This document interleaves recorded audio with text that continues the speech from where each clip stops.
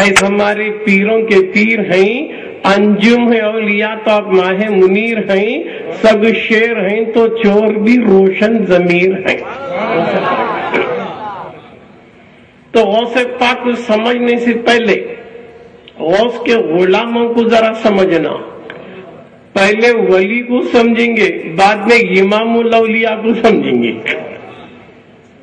ہے نا دوستو؟ تو پہلے یہ جان لیں گے کہ اللہ اور اللہ والا ذکر تو غوث پاک کا تو روز سن رہے ہیں، درمیان میں آ بھی جائے گا، ہے نا دوستو؟ تو پہلے یہ ذرا جان لیں گے کہ اللہ کہاں ہے، کسے بولتے اللہ، اللہ کا مقام ہے کیا، جبکہ اس کا دعویٰ ہے کہ تمہارے نفسوں میں چھپا ہوں، کیوں نہیں دیکھتے؟ اللہ تو کسی جگہ اللہ زمان و زمانیت سے، مکان و مکانیت سے پاک و منزہ ہے، نہ زمان میں سما سکتا ہے نہ مکان میں سما سکتا ہے، تو پھر خدا کو کیسے دیکھا جائے؟ تو خدا کے جلوے نبی میں دیکھو، نبی کے جلوے ولی میں دیکھو، خدا کی قدرت کو دیکھنا ہے تو نبی کی نبوت میں دیکھنا ہے، اور نبی کی نبوت کو سمجھنا ہے تو ولی کی ولایت کو سمجھنا ہے نا؟ جب ولی کی ولایت معلوم ہوگی تو نبی کے نبوت کا مقام معلوم ہوگا، جب نبی کے نبوت کا مقام معلوم ہوگا تو شان قدرت کا پتہ چلے گا، ہے نا؟ تو اس کو ہمیں جان لینا ہے۔ تو قبل کن سے پہلے اللہ ہی اللہ تھا، وہ یکتا تھا، اس کے سوا کوئی بھی نہیں تھا، یہاں تک کہ اللہ بولنے والا بھی کوئی بھی نہیں تھا، اللہ بولنے والا بھی کوئی بھی نہیں تھا، اللہ ہی اللہ تھا۔ مگر اللہ کیا کر رہا تھا؟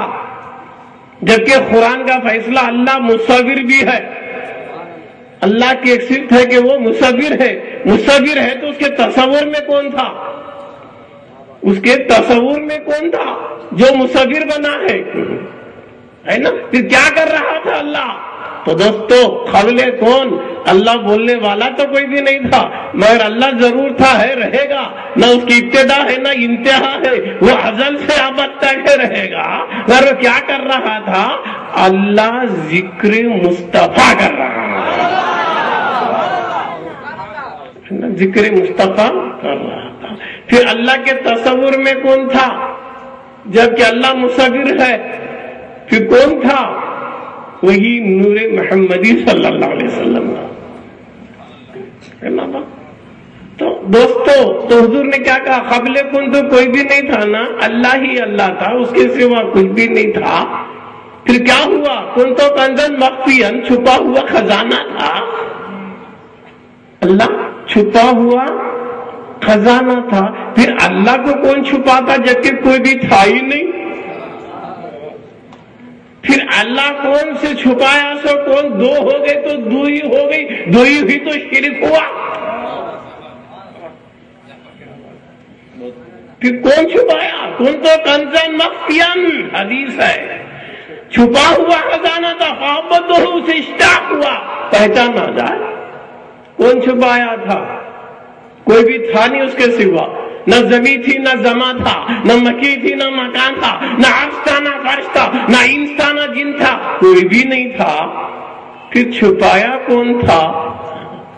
انہیں کہاں چھپا تھا؟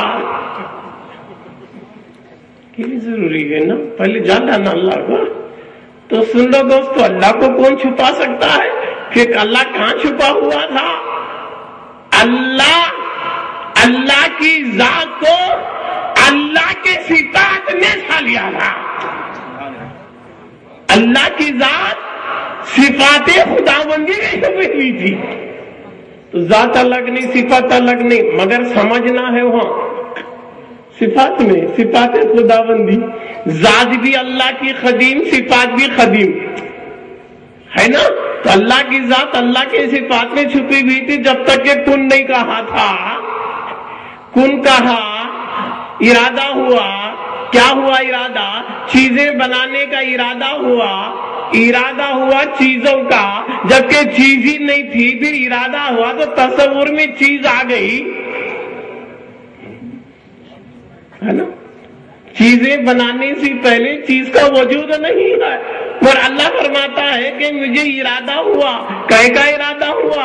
چیزیں بنانے کا ارادہ ہوا۔ اذا ارادہ شیء یقول له کن فیکون، کہ مجھے چیز بنانے کا ارادہ ہوا تو میں نے کن کہہ دیا۔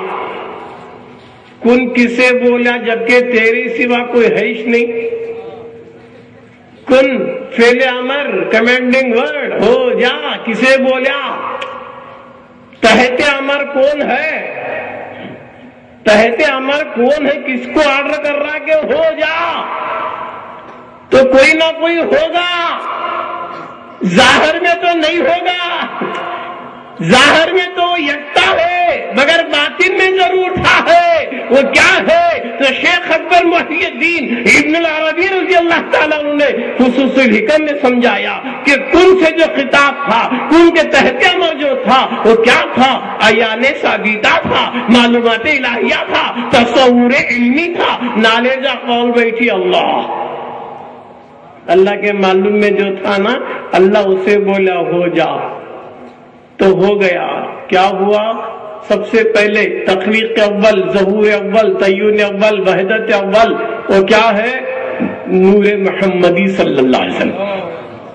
اول ما خلق اللہ النوری، نور کو پیدا کیا، نہیں کیا بات؟ جب کو اللہ کو نور نہیں بولنا، جو چیز پیدا ہوتی ہے وہ اللہ نہیں، جو چیز پیدا ہوتی ہے وہ اللہ نہیں، نا لم یلد ولم یولد ہے۔ پھر خلق، اول ما خلق اللہ نوری، اللہ نے سب سے پہلے میرے نور کو پیدا کیا۔ پھر اللہ کیا ہے؟ اللہ کو نور نہیں بولنا، کیا بولنا؟ خالق نور بولنا۔ اللہ خالق نور ہے، کیوں؟ حضور کی حدیث ہے اللہ نے سب سے پہلے میرے نور کی تخلیق کیا، میرے نور سے یہ زمین، زمان، مکان، عالم، جو چیز بھی اللہ پیدا کریا نبی کے نور سے پیدا کیا۔ تو جو بھی عالم ہے، جو بھی تعین ہے، جو بھی مکان ہے، یہ نور محمدی صلی اللہ علیہ وسلم سے ہے۔ پھر اللہ کہاں ہے؟ اللہ مکان میں ہے کیا؟ اللہ عالم میں ہے کیا؟ پھر اللہ معراج کی رات محبوب کو بلایا تو کام بلایا، مکان میں نہیں بلایا، لامکان میں بلایا۔ کیوں؟ مکان بھی نور سے بنا، عالم بھی نور سے بنا، اور اللہ بلایا کہاں؟ لامکان، لامکان میں بلایا۔ کیوں؟ وہ مکان مکانیے سے پاک ہے، زمان زمانے سے پاک ہے، مگر لامکان میں بلانے والا یہ بول رہا ہے کہ نحن اقرب الیہ من حبل الورید، میں تمہاری شرف سے بھی زیادہ قریب ہوں، وہو معکم، میں تمہارے ساتھ ہوں، کل شیء محیط، کہ ہر چیز کو احاطہ کیے ہو۔ تو سن لو دوستو، یہ احتیاطیت بھی ہے، قربیت بھی ہے، معیت بھی ہے، وفی انفسکم افلا تبصرون، تمہارے نفسوں میں چھپا بھی ہے۔ یہ لامکان میں رہنے والے فسما وجہ اللہ، جدھر دیکھو اس کے جلوے ہی جلوے ہے۔ پھر کیسے دیکھیں اسے؟ کہاں ہے وہ؟ ہے نا، مکہ میں بھی ملے گا، ہر جگہ ملے گا، کہاں ہے وہ؟ کیسا ہے وہ؟ تو اس کی مثال ایسی سمجھ لو دوستو، پھول میں خوشبو، پھول میں، پھول کا تو مکان، خوشبو ہے، خوشبو دکھ رہی کیا؟ پھر خوشبو کو پھول بولنے ہوتا کیا؟ خوشبو، خوشبو، پھول، اللہ، اللہ، مکان، مکان۔